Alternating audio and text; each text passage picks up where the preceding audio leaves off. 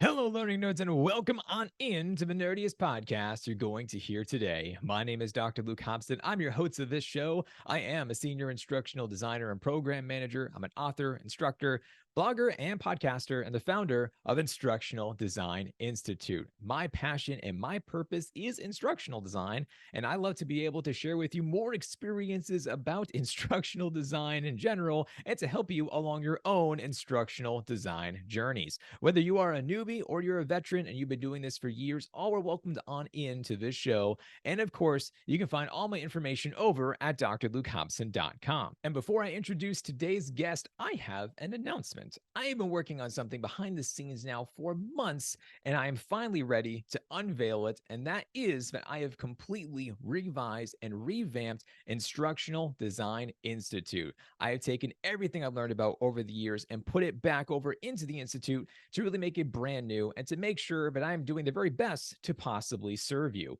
What does this look like now? Well, it is a 7-week long instructional design bootcamp.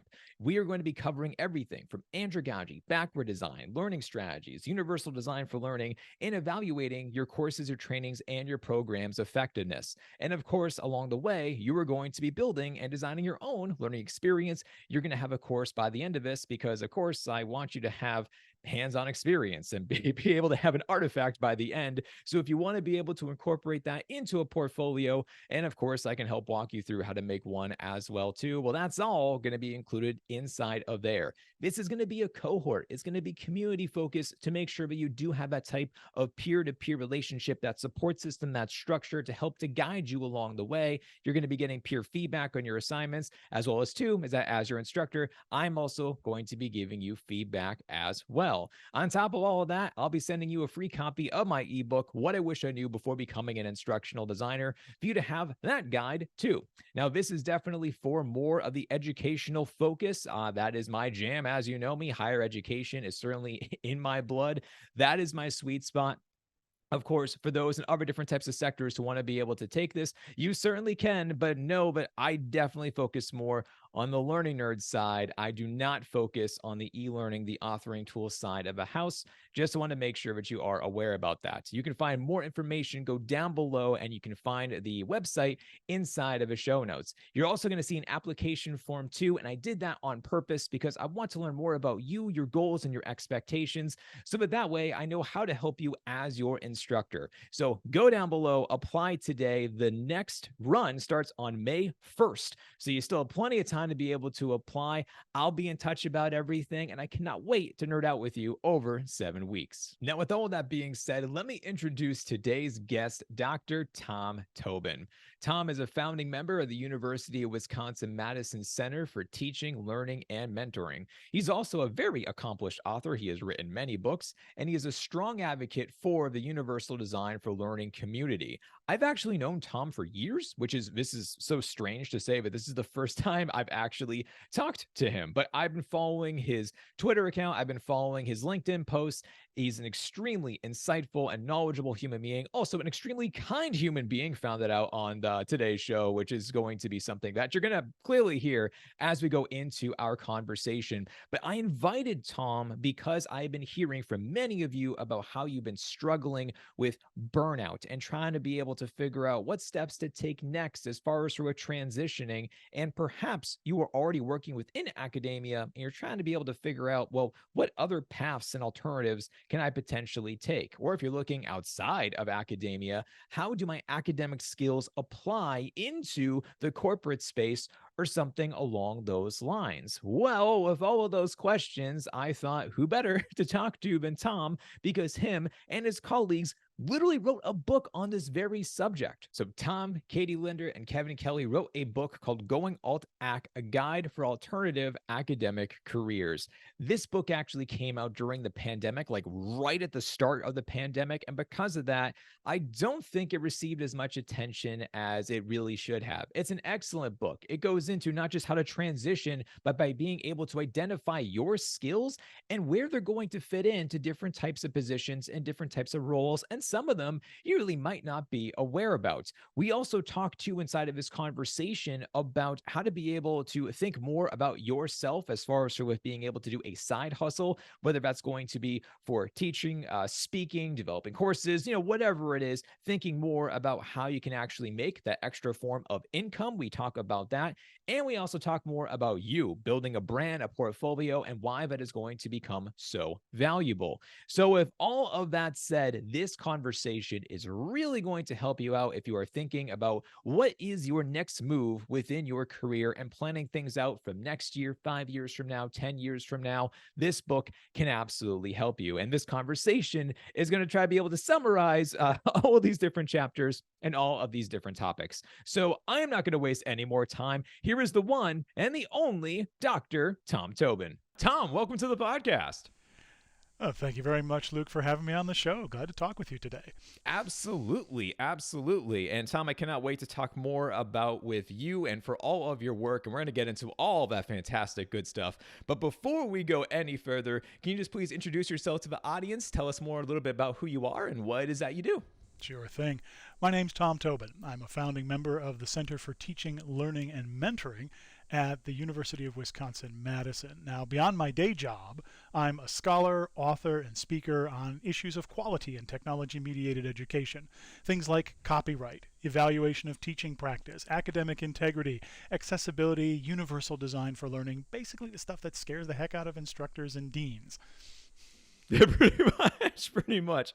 And this was so crazy is that, Tom, as we were actually talking about this before the podcast, I have known you for forever, what feels like at least forever. And somehow we have never talked before, but I have been following you on Twitter and on LinkedIn for like the longest time. And somehow we never actually came across. But then one of the things that completely I was just like, oh my gosh, that moment did happen is that I attended Dr. Shiwa Brazil's dissertation. And then you were there and you were speaking. And I was like, I have to talk with Tom. I have to say hi and introduce myself. So I'm so glad we're finally able to come together after all this time.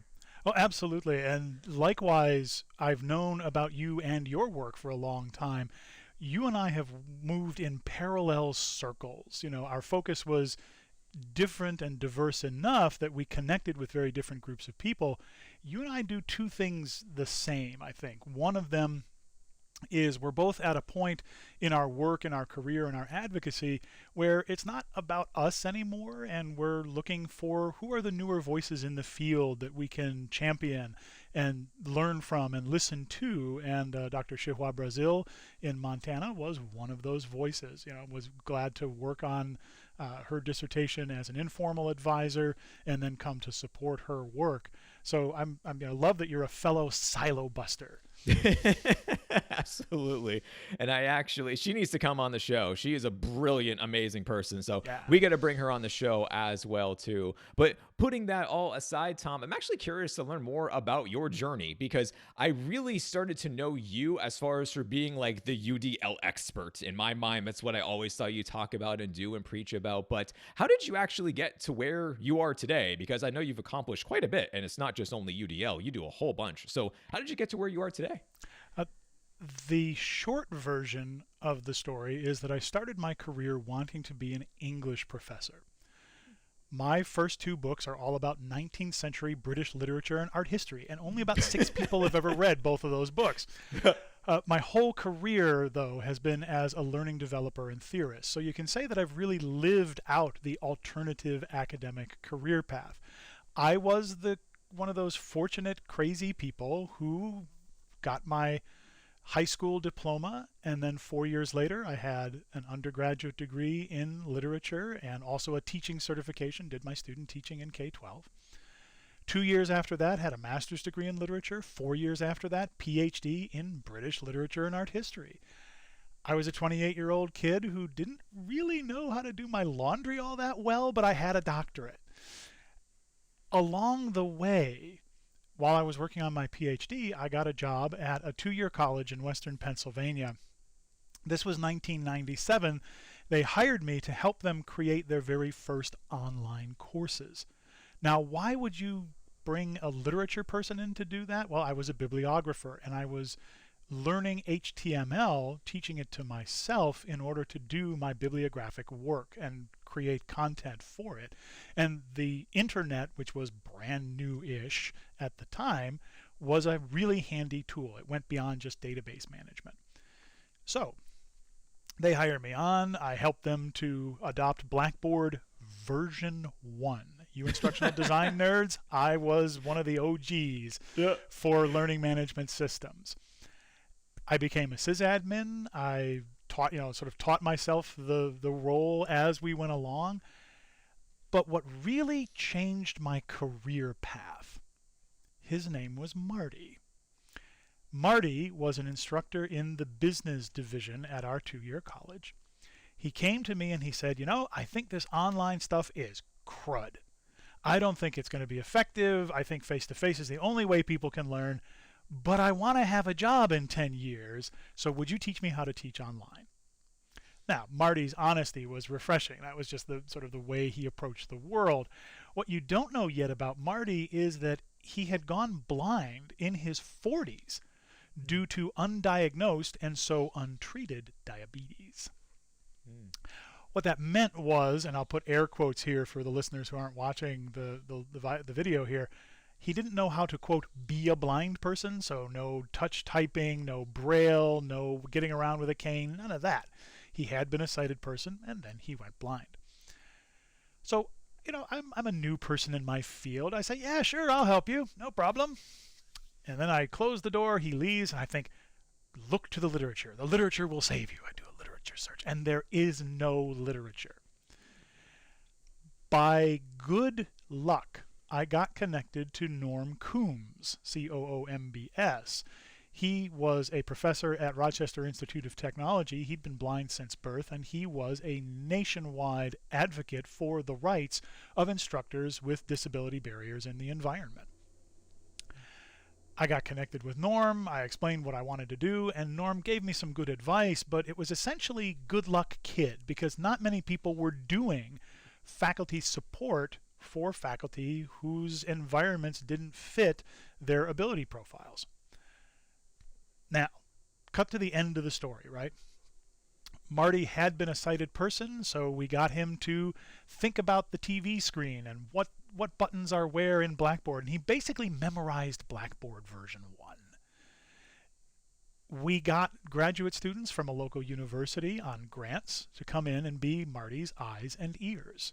So when he taught his intro business course and students would post things in a discussion forum or turn in work via a Dropbox, the students would read out, graduate students would read out what Marty's freshman learners would say. And Marty would say, oh yeah, put this feedback here and respond this way. And the graduate students would type it out. So much more effective actually than JAWS, which was just being developed at that point. And that worked splendidly for 3 semesters. Marty was a successful online instructor until I had a vice president standing in my office doorway telling me, we've got to shut Marty down. And I said, why? We actually did it. And the vice president said, do you realize we're violating FERPA privacy laws like 7 different ways here? Oh, we had to stop. So that story about Marty, though, that failure caused me to pause and think, if it was this challenging to help one person with one class, who else is out there whom we're not serving well or maybe not serving at all? And I started to think about people with work schedules that didn't allow them to come to campus, family and caregiving needs, military service, folks who just lived far away from campus. There were all these barriers that were out there, and I thought, we can do better with the service that we're doing for folks. And along the way, I kept learning myself. After that stint with the 2-year college, I ended up going into industry. I worked for 7 years in the learning and development arm of Blue Cross and Blue Shield, the health insurance industry. And that Blue Cross Blue Shield story was great, right? So my colleagues at Blue Cross said, oh, you have a PhD? That's nice. Can you do project management? And, for those of you counting along at home, I've got the master's and PhD in English literature. I've got the master's degree in information science. I went back and got a professional project management certification because the folks at Blue Cross said you need these skills. I got a master online teacher certification, the Quality Matters reviewer certification, the professional accessibility core competencies certification, and I just completed last year the Academic Leadership Academy from Penn State. So I tell my nieces and nephews I'm in 44th grade, and I never really stopped being a learner. And I've also sat in just about every spot you can think of in higher education and in industry. So since the advent of online courses in higher ed in the late 1990s, my work has focused on using technology to extend the reach of higher education beyond our traditional audiences. I advocate for the educational rights of people with disabilities, people from disadvantaged backgrounds, and my education practice books focus on practical ways that we can address barriers for learning. So I worked with Annie Taylor from Penn State and Gene Mandernack from Grand Canyon University on evaluating online teaching, implementing best practices. That came out in 2015. We saw that there were a lot of folks who knew how to observe and assess the design of online courses. Your instructional design audience, you know this very well. We've got the Quality Matters rubric, we've got the UC Chico rubric, lots of different things. But there really wasn't any clear guidance on how to observe and assess the teaching behaviors that people exhibited when they were in traditional asynchronous online environments. So we wrote the book. And the same thing with I wrote a comic book called The Copyright Ninja, because lots of people don't understand the basics of copyright, and I don't want to turn people into miniature lawyers. So that was a lot of fun, finding the artists, and I have to credit Mark Neese, Kneece, from the Savannah College of Art and Design. He wrote a wonderful book called How to Script for Comic Books, and I devoured that in a couple of days. And the end result of the whole process was publishing a comic book, which was kind of fun. And then things like Universal Design for Learning, or UDL. When Kirsten Beeling and I wrote Reach Everyone, Teach Everyone, UDL in Higher Education, it was because Universal Design for Learning in the K-12 environment had a concise definition and years of data behind it. And when we were thinking about that book in 2016 and 17, it was just catching on in higher education. It's all over the place now, and I feel kind of like the Pied Piper in that regard. There's a bunch of people doing good work on UDL research right now, and we're at the point where we're starting to get those evidence-based practices. In fact, that's the next book that I'm writing is called UDL at Scale, and it's advice for presidents, provosts, boards of trustees, deans. How do you do this at an institutional level rather than an individual level? But the book that we're talking about today is Going Alt-Ac, a guide to alternative academic careers, because every single time I said, this is what I'm going to do with my life, it didn't happen that way.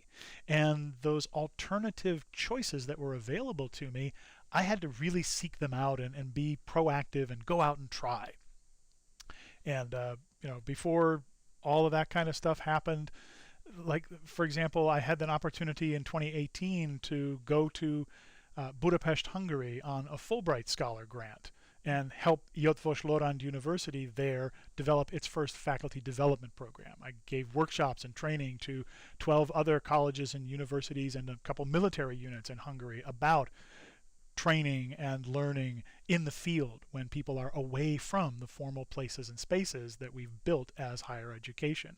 So a lot of that instructional design kind of focus, I've been an ID with a formal title of instructional designer once. and that all folds into the sort of knowing a lot about a lot of things and hearing good ideas from people in various fields and thinking, how can I apply that over there? How can I cross these streams? I was honored, the last piece of the background, I'm honored that I'm in a position to be able to listen to a lot of folks. I serve on an editorial board on Insight, a Journal of Scholarly Teaching, on the editorial board of the Online Journal of Distance Learning Administration. And that's been a fun ride. I got named to EdTech Magazine's 2020 Dean's List of Educational Technology Influencers. In 2022, I received the Wagner Award for Leadership in Distance Learning. And I just was recently named by EduFlow as one of the world's top 100 learning influencers, along with a certain Dr. Luke Hobson, who's also on that list. So congratulations to you as well. Never heard of him. No idea. Yes, but no. That's awesome, Tom. That is awesome. And thank you for sharing all of those stories. And that's incredible. I'm going to be on the lookout, by the way, for your UDL institution level book. That's probably a 2024 release. So fall of 24. That's super interesting, though. I can't wait to read that. Also, do you teach a course on networking, by the way?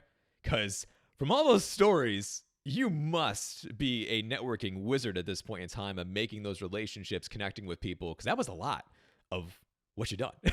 Well, also, if you're listening to the podcast on audio, you can't see I'm pointing to all the gray hair that's on top of my head. All of this is earned, right? So what I've just described was 30 plus years of a conversation that's been happening for a very long time. So if that had happened overnight, I'd probably be asleep right now. I understand. So that's a long time. And the one thing that I tell everybody, and I'll say this to all of your guests and listeners, is I've got 20 minutes for anybody. If you're a graduate student just starting out, if you're the president of a university, if you're somebody I meet on the street, let's talk for 20 minutes. I'd love to hear your story, find out what makes you tick, what's important to you, and if there's a way that I can help you push forward on things that are meaningful for you, I'll give it my best shot. So I've got 20 minutes for anybody. So that's the very shortest possible course in networking that you can take right there. There you go. Very generous of you. You heard Tom. He just said blow up his email. All of you just fire it up right now. But no, that's awesome, Tom. That's awesome. So let's talk about really why you're here today, because you did actually mention it about your book, Going Alt-Ac, and you wrote this with your colleagues, Katie Linder and with Kevin Kelly. And this book to me sounded so interesting because it does talk about alternative paths that someone within the academia world can actually go and pursue. And when I saw your posting about this on LinkedIn, I must have read my 29th post from other people describing burnout and frustration and then trying to be able to figure out, what do you do? Where do you exactly do you go? And I know a thing or two about a thing or two because I have worked in academia for years. So I have been a lab assistant, an instructor. I've been an academic advisor, an instructor, a program manager. So I've dabbled in a few different areas, but definitely most people I don't think are as well versed about what you can actually do from different types of paths and alternatives. So before we go into this, can you tell us more about your inspiration behind why you wanted to write the book? Yeah, this was a fun one because if you go to the academic self-help shelf in the bookstore, there's dozens of these books.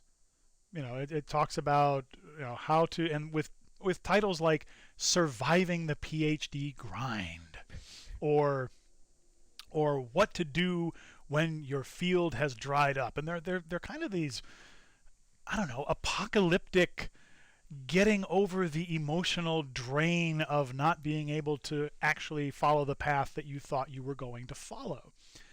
We wanted to write a book that was very different in tone, that was the experiences that you have in getting a postgraduate degree can serve you well. You can, while you're working on your education, set yourself up to go into a number of different kinds of paths, either in academia but not on the instructor track, or adjacent to academia where you're using academic skills in other fields. It was weird because I was thinking in 2016 that this book needed to be written for the reasons that you've just mentioned. I was having all these individual conversations with people who said, how did you get where you are? This doesn't seem like a path that I could follow, or I'm having challenges just mentally figuring out what is possible. Because of course, when you're a graduate student, your advisors, they're the successful ones, right? They're the ones who went through their work and they got the faculty positions. And so what they know is how to create more faculty members like them. And they are seldom connected to people in industry or adjacent fields so that they have a way to advise us as learners about what else is out there beyond becoming another tenure track person. So I wanted to write my own book. Meanwhile, Kevin Kelly is in San Francisco. He's working on the Peralta grants, and he thinks, I need to write this book because there's so many resources out there that people can use to follow alternative academic paths, but nobody knows about them. They don't get play. So he wanted to write that book. Katie Linder, meanwhile, is at Oregon State University, and she, in her role as director of their Teaching and Learning Center, she's thinking, I need to write this book. I work with so many graduate students who don't seem like they have a clear path beyond where they're going after the degree, and I've had conversations with so many people who have rich experiences to share and stories to tell, and she was going to write the book. Fast forward to 2017 at Online Learning Consortium in, was it Orlando? Yeah, Florida. We were at a Disney property, and the three of us connected. I'd known Katie for years and years. We'd been colleagues and friends, and Katie had known Kevin for a long time as well. And the three of us got together, and over dinner, the conversation was, well, what are you working on? And I said, well, I'm going to write this book on alternative academic careers. And Katie said, no, I'm going to, and Kevin, me too, right? And we realized that we were each writing three very different books. Kevin's was all about the resources that nobody knew about. Katie's was all about the people whom she could connect with, and mine was all about the theoretical way to think about those pathways.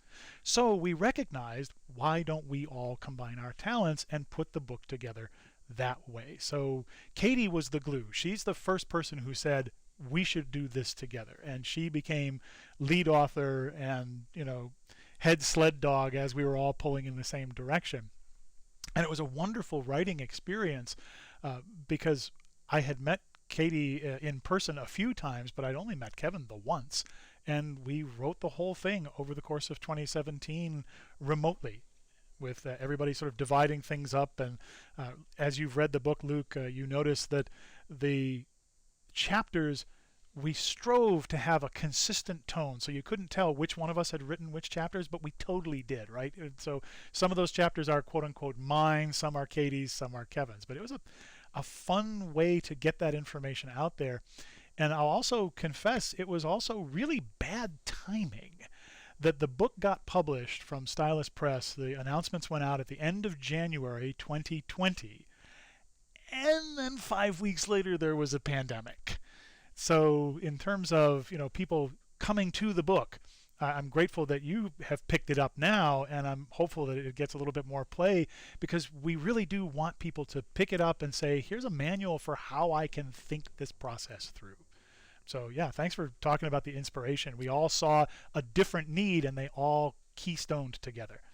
Absolutely. And it's really interesting because of, obviously, timing of the book, not that great, as we're all trying to figure out how do we go about with our new world. So, that's not the best timing. However, now we're still in this type of interesting world. It is not the same. Clearly, we still are in these different types of exploratory paths for things. And even in 2023, I am still having conversations with people about frustration, confusion. I actually just talked to the PhD student this week who was thinking about it, where she's just like, so what's next? I don't know. I don't know if I want to actually go into this field, but I've done all of these things already. What do I actually do? So it's super relevant, even with today's day and age. And my question for you now, from hearing all of those things, is how do you know that it's actually time to do this, as far as you're looking for a different type of a path? Because for some people, it seems like they reach a breaking point, and then it's like the all or nothing of just like, I'm quitting my job today. I can't take this anymore. And just like kind of, goodbye. So is there a usual type of a sign, a feeling, a trigger, something for us to be able to recognize before it gets too late that we should really seriously take into consideration exploring going down a different path? Yeah, burnout and feelings of being unfulfilled or uncertainty, or the sunk cost feeling of, I spent all this money and put in all this time, and now there isn't a job in my field. I went through that. So you imagine it's the year 2000, and my professors were telling me that there's going to be this wave of retirements of 19th century British literature people, and they're going to need to fill those faculty lines, right? And I was going to be the bumper crop of PhDs who had our pick of places to go and jobs to have. And readers, it didn't happen that way, right? So people retired and they didn't replace the faculty lines because things were shrinking, and budgets and economy and all kinds of other things. The hard numbers of when I got my PhD. In North America, there were 425 of us with 19th century British literature specializations of some kind. So Romanticism, Victorianism, the art historians, the literature people, the historians themselves. There were, in the Chronicle and Modern Language Association job lists that year, 8 tenure line positions. And everybody who had a PhD the year before us was still in line, right? So we, of necessity, had to pivot. My partner got her PhD in 19th century British Lit. She did Dickens, I did art history, right? And we could not find jobs in our field as faculty members, as academics. And we didn't want to go through the let me teach 5 classes at 5 different institutions and just be on the road all the time. We didn't want to go down that path. So we reinvented ourselves. We recognized that we had other kinds of skills. And once you hit that burnout or that feeling of unfulfillment, that's a sign that it's already too late to start really thinking and doing in terms of alternatives for yourself. Now, if you're already at that stage, we can help, right? So we talk about that in the book as well. But don't let it get that far if you can possibly do, right? Even when you're comfortable where you are, it pays you back to be intentional about exploring what other people do and making connections to those other people. Whether you ever need to call in a favor for those folks or you can help them out isn't the point. They will serve whether you make a move or you stay put, and as long as you can be a resource for other people, it helps to just be connected and be part of that headspace. All right. So hypothetically speaking, I am connected to the headspace, as you just said. I am recognizing that there are patterns. Things are not going so well for me. So now I have made up my mind. This is not what I want to be able to do. I need to seek a new type of alternative, and being able to actually pursue this. What types of actionable steps should I be taking in order to get this started and to do it properly and not just kind of haphazardly and just winging it? What steps should I be doing? Here's 3.5 things in order. 1, find supportive colleagues who do work in places or ways that you don't know how to do yet. So if you're thinking about the skills that you have in instructional design, right? You've got a master's degree in organizational psych, or you've got a master's degree in ID. The colleagues whom you want to connect with are the folks who maybe do what you do, but in a different industry. Right? To find the people who went to the corporate side of the house rather than the academic side of the house. For me, that was, it used to be called ASTD, the American Society for Training and Development. It's now ATD, and they keep shortening the acronym. But I went to that conference, and I recognized that there were all these people who got degrees in things and then didn't go into higher education, but did almost exactly the same thing in companies. So somebody who worked at Dow Chemical, or somebody who worked at Blue Cross and Blue Shield. I ended up working at Blue Cross and Blue Shield because I had attended this conference and saw, oh wait, these people do cool things and I have skills to do it.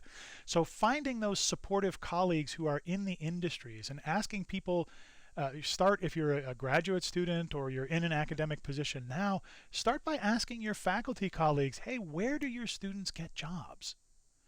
Or do you know any of our alumni who are working in fields that are different from but similar to the skill sets that we want? So step 1 is find those colleagues and actually talk to them about what they do. Ask for those informational interviews. Ask for 15 minutes of somebody's time over coffee or Zoom. The second one, two, is do your own skills inventory. Think about the academic things that you do. I know how to write a research paper. That turns into the skill of original research. I can write a report. I can advocate for a path of action for the company or the unit that I'm working with. I ran department meetings because nobody else would do it. Everybody else stepped backwards, right? But I ran department meetings for 3 years. I know how to coordinate teams of people. I know how to, work on the politics of an institution or an organization, and I know how to document the work that we're doing. Those are all transferable skills, and one of the things that helps when we do skills inventories is we translate from academia speak, that if you just handed somebody your resume and said, hey, I want to work with you, and they said, what is all of this, right? I don't understand this. Help translate that into language that folks in industry will understand, or folks who work in higher education but outside of departments and schools. The third piece is to think about your career planning as a self-defined path.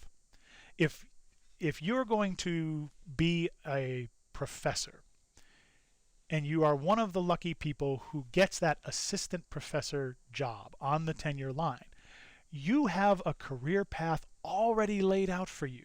You spend your time at assistant, you do these things, you get promoted to associate professor, then full professor, you get tenure, all of that business. That's a 30-year career right there laid out in front of you, and all the steps are clear and visible. Alternative academic careers often don't have ladders like that. So in the book we talk about how to recognize positions that are equivalent steps. Talking about if you're at an operational level now and you want to go into supervision, the next bump up from assistant to associate professor, you're looking for an associate director position or a director position of a unit someplace. Or if you don't want to go into supervision, you're looking for a senior title at an industry position or in higher education in the staff and administration. So there's lots of different ways that you can put your career ladder together, and instead of going straight up rung to rung on that ladder, an alternative academic career path often zigzags. We often move in and out of higher education. I did so myself. We often will work, Luke, you talked about your resume, lab manager, instructional designer, director of a thing, grants person. You've worn many hats yourself. So understanding that career planning is more personal than set for you. And then the half a thing, I owe my co-author Kevin Kelly a shout here. He wrote a book by Robert Wapnick in 2017 called How to Be Everything. And Wapnick has a term called multi-potentialites, which is his big 10-cent word for people who just aren't sure to do with the rest of their lives, right? Multi-potentialites are known for pursuing lots of different kinds of professional areas, switching careers several times throughout our lives, and juggling lots of projects at once. If that sounds like you, and if that sounds like rewarding work, welcome to being a multi-potentialite. The key to that is if you take everything I've done in my career, for example, it's a mess.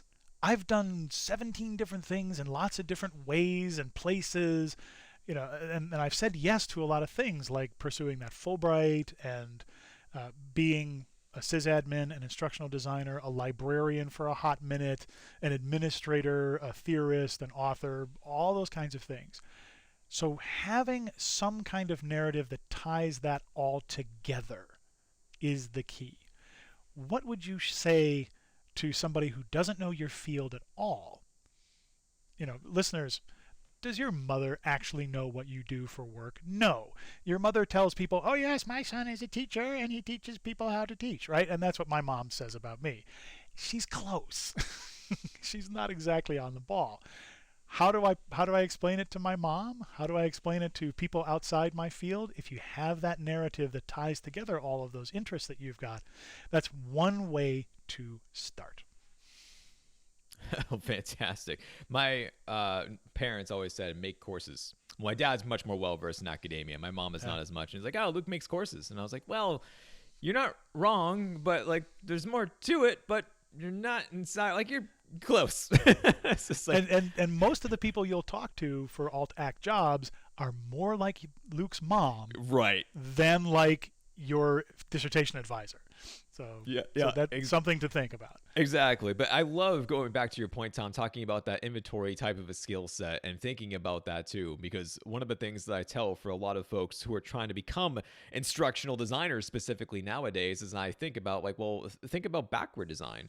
We start first with our goals and then we work our way backwards. So if you wanted to be able to look at a current job posting as far as for your dream job of where do you want to work. So if Google was hiring for an instructional designer, read that job posting, see what they're looking for in a candidate, and then think about yourself, do some reflection. And then I guarantee you're going to recognize you're like, oh, I do have these skills. And like what you were just saying, like, yes, their terminology is different. They might say X, I really mean Y, but really it's still there. And then it becomes massaging that type of information to make sure that it's accurately conveying what it is that you really do. Exactly. And then there you go.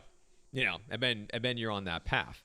Yeah. So speaking about all of that, there are definitely certain types of roles that do align for folks more with our type of an academic background compared to others. And especially with the explosion of jobs because of the pandemic and having all of these different forms of teachers, instructors. And I mean, even I've talked to plenty of professors as well, too, who said it's been a great ride. Time for my new calling. I'm like, okay, understand. We all go through those things. Are there certain positions that you can think of off the top of your head as far as for what do align well with someone with a type of an instructor, professor, or teacher type of a background? I might take that question and turn it sideways a little bit. Okay. When we were doing the research for the book, what we wanted to do was visualize the alternative academic space. And rather than parsing that out by role, it made more sense for us to divide that out by career stage. My co-author, Kevin Kelly, created a lovely chart. And for those of you watching the video, I'm holding it up here on a piece of paper. And for those of you listening to the podcast on audio, come back to the show notes and Luke will have a copy of this and we'll share that with everybody. But that chart, if you imagine the vertical axis, in the middle is alternative academic, at the very top is academic, and at the bottom is non-academic altogether. So moving away from academia as you come down.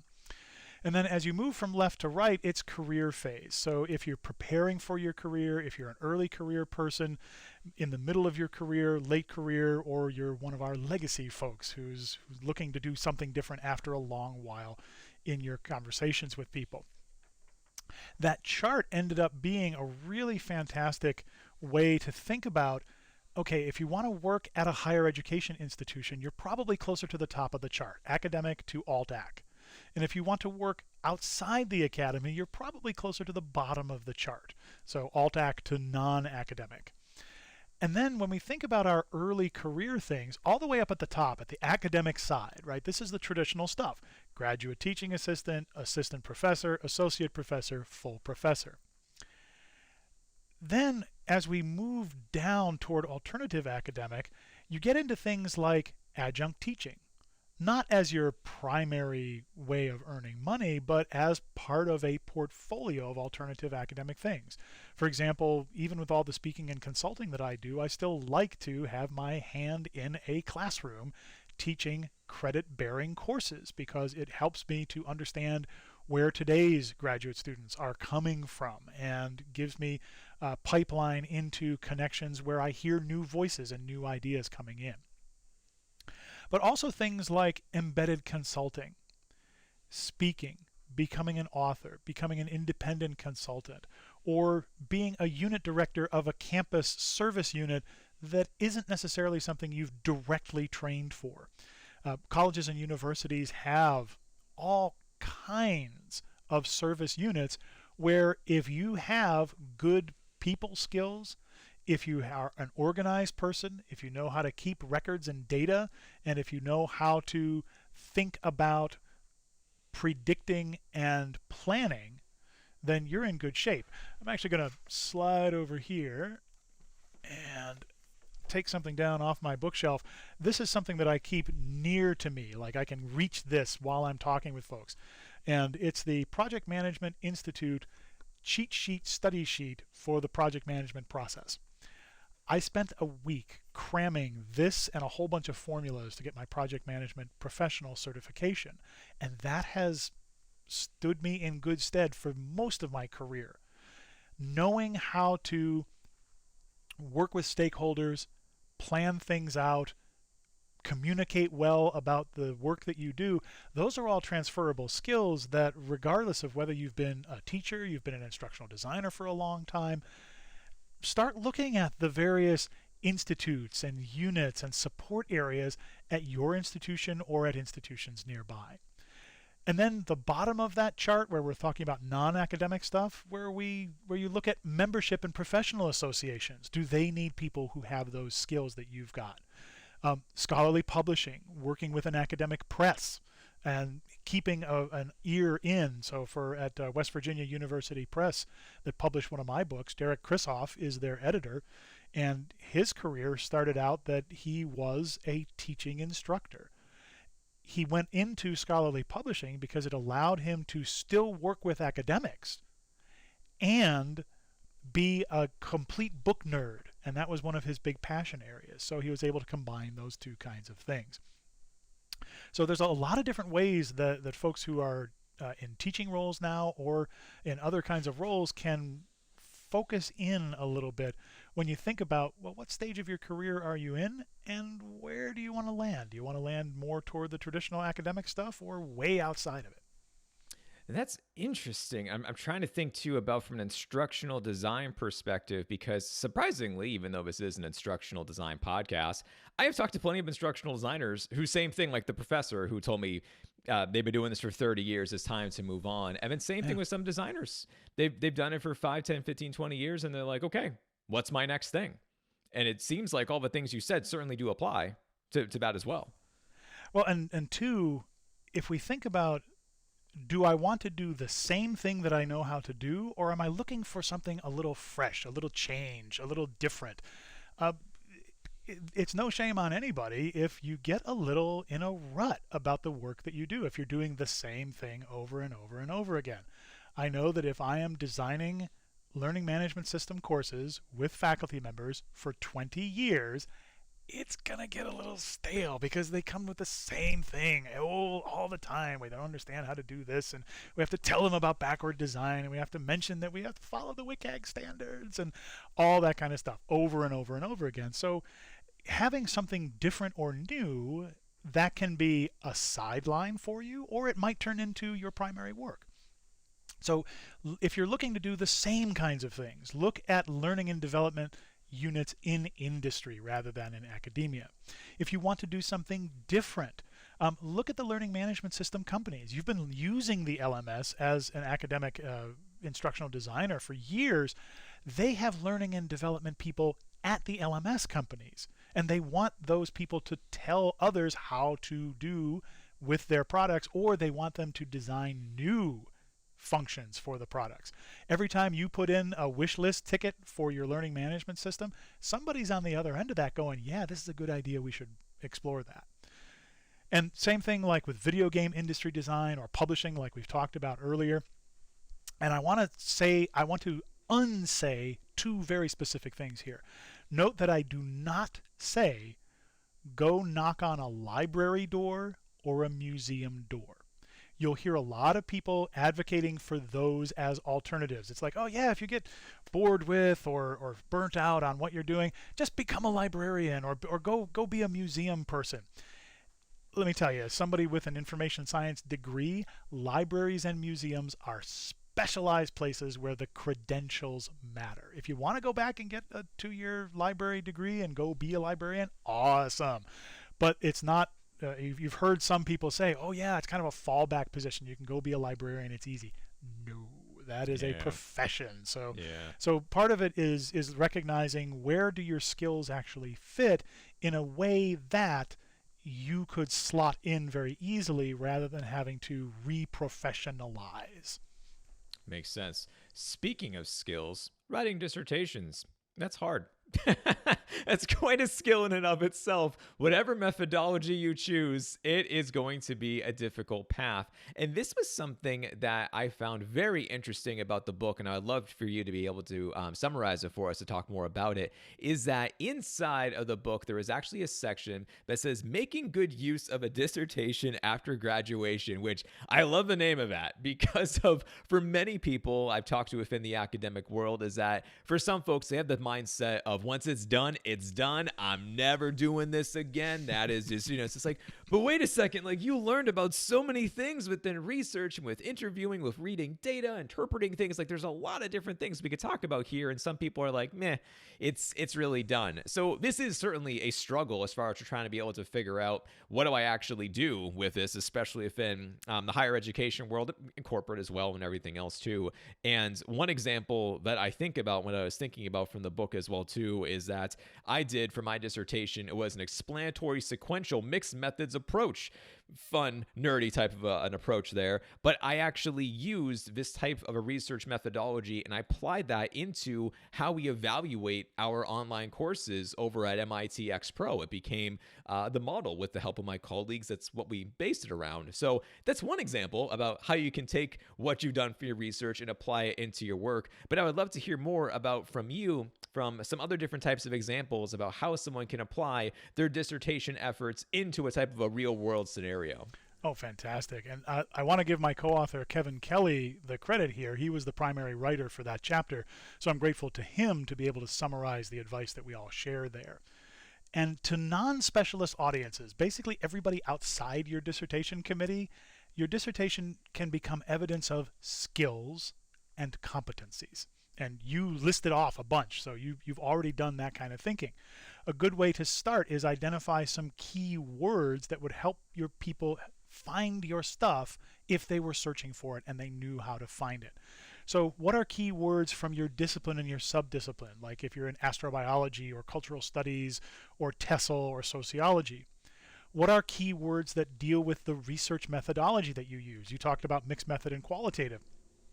So focus groups, surveys, I use gas chromatography, I do applied research, I do sentiment analysis of text messages, whatever that is. But also talk about your data analysis techniques. Are you doing regression, analysis of variance, the ANOVA technique? Are you doing topic modeling? What are those keywords that describe how you're doing the analysis? What is the topic for your research itself? What's your research population? Were you working with K-12 people, higher education folks, people in industry? And what are aspects of your work that are trending or perpetually popular, right? So data analytics, or I'm working with stem cells, or I analyze social media, or I'm a change agent or organizational change, or I work in robotics or cancer research or renewable energy. What are the big buzzwordy topics?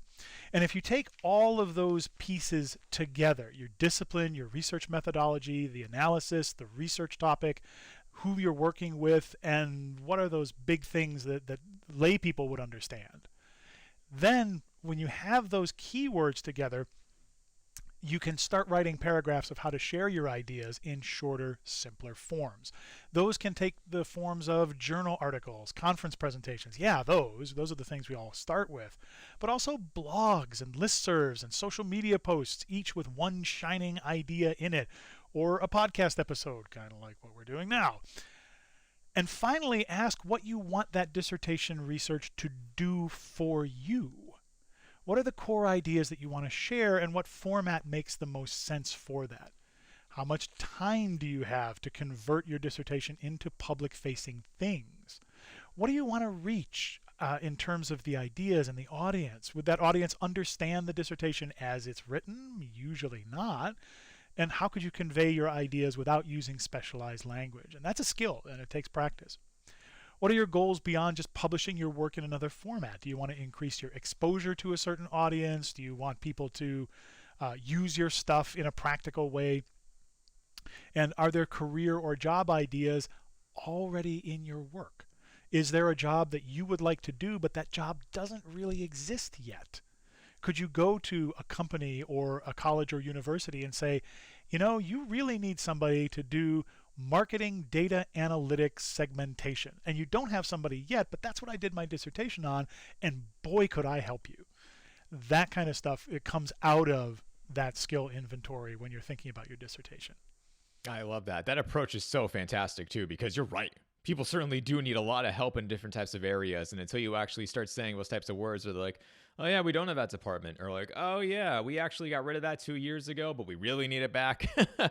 So no, it all makes a lot of sense. Well, I like to pivot for a second, Tom, because going aside from the whole dissertation aspect, another huge thing that a lot of people inside of academia within our space talk about is with consulting.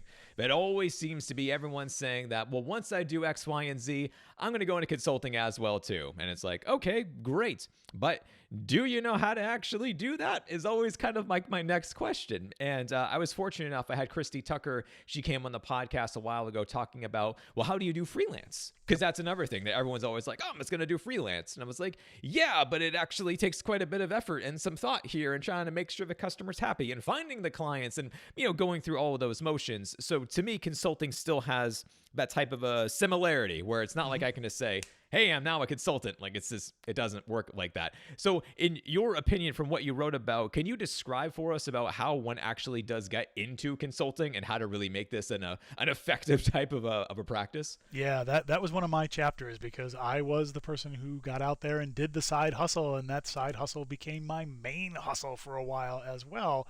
And then I came back into higher education. I'm one of those big chickens who likes to have health insurance and a steady paycheck. At the same time, we are in a culture now where almost everybody is expected to have some kind of second line of what we do. And even if we go back even 10 or 15 years, that expectation wasn't there. So when we think about having a side hustle or a second piece or doing consulting, either as what we do for a living or as a nice little addition to the full-time job that we've got, you talk about your own personal brand. And these are things that we don't talk about in academia, right? So how much should you charge for giving a talk, doing a workshop?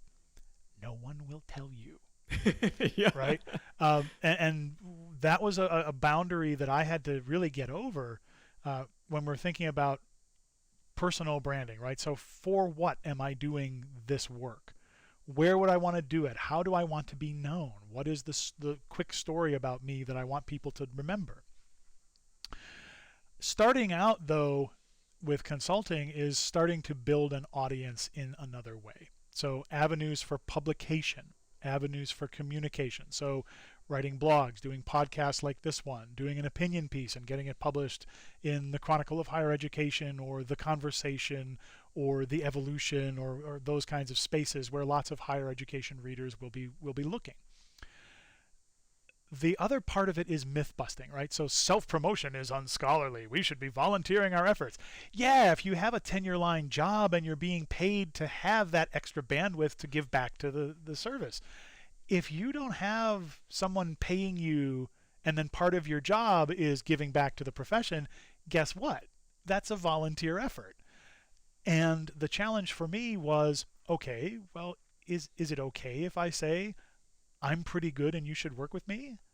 And the answer is yes there. Another myth that we have to bust. No one will want to hear from me. I'm just starting out. It's the newer voices in our fields who are asking questions that the rest of us thought were settled a long time ago, or they're asking questions that we didn't even think to ask. So when you're thinking about how you want to pitch yourself to other folks with consulting, is there a problem or a question that nobody has figured out yet? Is there something where you can help people even get one more step toward, yeah, we understand that? That's a value that you bring. There's another myth to bust here, which is someday I will get noticed if I just work hard and persevere. What that means is you will put in an awful lot of effort and no one will pay you any attention at all. Right? Now, every once in a while, people get quote unquote discovered, right? Some long-serving person in the field goes, hey, that younger person is doing really good work, or this person, who's been in another field for a long time and just came in is fantastic, and you all should look at that person. That almost never happens. So the challenge there is you have to create moments where you are visible, where you are out there in front of other people. And then you have to tell people that it's okay to continue the conversation. You can give the best conference presentation you've ever given in your life, and people will leave it and go, oh, I'm really thinking about that, and this person really helped me to understand a new thing. That's awesome. And no one will reach out to you. The other part of that is like, I'll charge less, or I'll do it for free just to get the exposure. Value your work. So at the end of conference presentations, when I was first starting out in my career, my last slide was a smiling picture of me with the one book that I had published, and it had my website, thomasjtobin.com, on there. And I would give a one-sentence non-commercial at the end of the presentation. And I would say, thank you very much for being here with me today. I hope you got some good ideas out of this. I speak and consult on this issue and a bunch of other ones. If you'd like to continue the conversation, here's how to get in touch with me. Thanks again for coming. And then I turn that slide off and I go to the last slide. I always check with the conference organizers first to see if that's frowned upon, and if they don't want me to do it, I don't do it. But if it's okay to say, hey, by the way, if you'd like to continue the conversation, get in touch with me, that's how people know. The last piece about that is marketing yourself, right? So you do have to do a little self-marketing. You have to put a rate sheet together. You have to put a website together for people to see. And in the book, we talk about how do you set your rates. The question that no one will tell you about, we tell you about in the book. And how do people know you're an expert? I hate to say it this simply, but you tell them you're an expert. And then, of course, you have the chops to back it up. It is, though, that simple. Give people ways to understand the signal, right? It's not just, ooh, that was really great, I wonder if they consult, but, ooh, that was really great, and they said at the end that they consult, so I'm going to get in touch with them. So that's one way to start, is think about your personal brand, think about avenues for publication and communication and getting yourself out there, and then actually say, by the way, I do this, and see what comes in. Oh, fantastic. Love it, Tom. Thank you for sharing all those things. Wonderful, amazing moments. And the folks at home, I hope you were taking notes, because we've talked about on the show at length about building your brand, finding your voice. But I also love, too, the whole myth busting segment, because it's so true, where people do talk about how it's just like, just do it for free. It's fine. And it's just like, eventually you keep on getting these free gigs, and all of a sudden you're like, I'm working 40 hours a week for free, and I don't know what's coming next. Like, you're trying to... The opposite is actually true. When I raised my rates, I got more business because people thought, oh, that person must be worth the more money. Yes. Yeah. Yes, exactly. It's that value, because you are now saying, no, I am credible. No, I am valuable. My time is valuable, but you will get a whole bunch out of it because what I'm actually bringing to the table. And it just is so true. Exactly. So absolutely true with everything you just said. So fantastic. I love that. Well, Tom, there's one more thing I have for you, and then I will get you out of here. And thank you for your time. Yeah. But the last thing I wanted to ask about, building off of building a brand, is that we also did talk about going as far as for building out a portfolio, which to me goes hand in hand for sure, because it's an overwhelming type of an overarching thing. But in the book, one thing that caught my eye immediately was that within the chapter of the book talking about the portfolio, it says talking about building it over time and with intentionality. That is different. I have never heard it phrased like that way before, which I thought was super interesting. Can you describe for us the significance of why those words were included within building the portfolio? Glad to do it, and I'm actually glad we talked about one of the chapters that Kevin wrote, one that I wrote, and this one, Katie Linder was the primary writer for that chapter, so I'll summarize her advice here a little bit. She talks about building a habit of documentation. And what that means is keeping a master list of your professional accomplishments, your training, your credentialing, your skill building, your presentations, publications, projects, other milestones, along with a record of the dates when those occurred. And once you have that master list, other and maybe more creative forms of documentation you can generate from those. And every time you do your annual review, you go like, oh, what projects did I work on this year? And I got to go back and look at my emails and all that kind of stuff. So it helps you with your day job as well as with possibly going into an alternative academic career to just get in the habit of once a week saying, what am I working on? And throwing that information into a chronological list.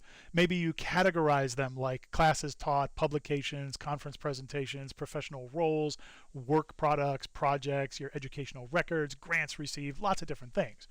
But you don't have to necessarily categorize absolutely everything. If you identify the things that you need to be documenting, though, it's kind of a starting point. There's a lot of different ways to document it. For example, Katie talks about she was a frequent podcaster, and each of the podcasts has a website with an episode guide, and that was a way to document her work over time. She links to her podcast websites on her curriculum vitae for anybody who's interested in learning more about those projects. And then once you know those kinds of categories, you can start to schedule in updates in your calendar.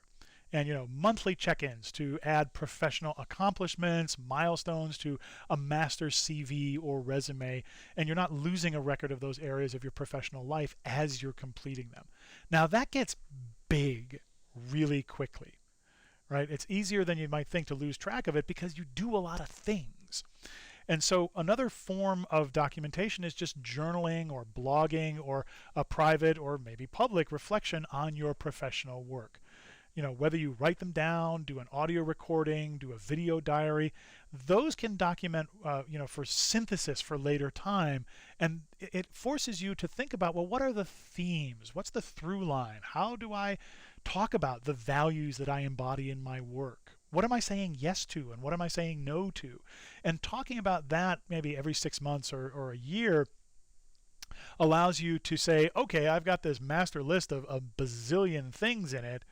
And here's my quick diary about how I perceive the path that I'm taking. And having that website as a central hub for documentation, you put your curriculum vitae, your e-portfolio, your publications, presentations, grant overviews, archives, those kinds of things. So to wrap up for our conversation for today, Luke, the alt-ac space has many different types of work under that umbrella.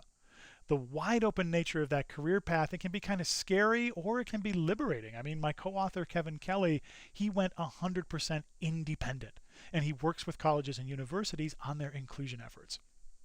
My other co-author, Katie Linder, she parlayed her alt-ac work into director positions, dean positions. She's now an associate vice chancellor at UC Denver. And I myself, I've got both a full-time job with the University of Wisconsin-Madison, and I've got a rewarding personal consulting career where I get to work with colleagues around the world to lower barriers to learning. So all of us started by finding a big issue, a challenge, a problem, or a gap that we just had to address. Then we found the people who were also passionate about those ideas, and we started to create our networks from there. And that's probably a good place to come full circle for this conversation too. Wherever you are in your career journey, know that there are people around you and they are your first and your best resource. Kind of like we're doing with this podcast itself. Absolutely. Awesome. Tom, fantastic. Fantastic. Love it. Love the summary about everything. Really cool. We came full circle. It was not planned, so that's awesome. I'm glad you did that. Well, Tom, the very last question I want to be able to ask you is, where can people go to learn more about you, your work, your books, plural? Feel free to plug away. Awesome. Well, thank you. I hope listeners will find our Stylus Press book, Going Alt-Ac, either through the link in this episode's show notes or at their nearest library. And as for me individually, I'm still on Twitter at Thomas J. Tobin. And for people who'd like to connect with me or learn more about my advocacy and work, you can visit thomasjtobin.com, and we'll have a link in the show notes there too. Listeners, I hope that our conversation today has helped you to think more deeply about alternative academic careers, and I'd love to hear from you when you have questions, ideas to bring, successes to share. So Luke, thank you very much for inviting me onto your podcast. It's been a real pleasure talking with you and exploring alt-ac careers today. Absolutely, Tom. Thank you so much. Thank you again. Well, thanks again, Tom. And we will definitely be in touch with you folks at home. Definitely go down into the show notes. As Tom already said it, I will be including that because he's a professional. So he knows that a podcast host should link these things. So all the things that Tom talked about today with the book and everything else too from the resources from the show, I'll include down below. But Tom, once again, thank you for your time. Thank you for being here. Absolutely. Thanks for having me. Take care, everybody. Tom, once again, thank you so much for coming on the show. If you are watching this interview, and for all of those learning nerds out there, be sure to follow Tom. Like I said, LinkedIn, Twitter. He's extremely active on social media. All of his posts are extremely insightful and valuable. So be sure to do that. Obviously, pick up your copy of the book for everything that we talked about on today's show. It's really, really going to help you out if you are thinking about your next moves within your career, identifying your skill sets, thinking about everything else. Definitely be sure to pick up that one. And then the very last thing I wanted to be able to say, folks, is that once again, if you are looking to be able to learn more about how to focus on the professional development skills within instructional design, you want to take your skills to the next level, be sure to apply to Instructional Design Institute. I would love to be able to work with you and to help you to get you to where you want to be able to go. As always, if you have any questions for me, you can reach out to me either via email, my website, LinkedIn, whatever. I'm everywhere on social media and the internet nowadays. There is some way for you to be able to find me. Hope you like this episode. Be a friend, tell a friend, share it with somebody who you know is going through all these things and they can help them out. But hey, folks, that's all I have for you today. So, of course, have to say the very last thing of stay nerdy out there. I'll talk to you next time.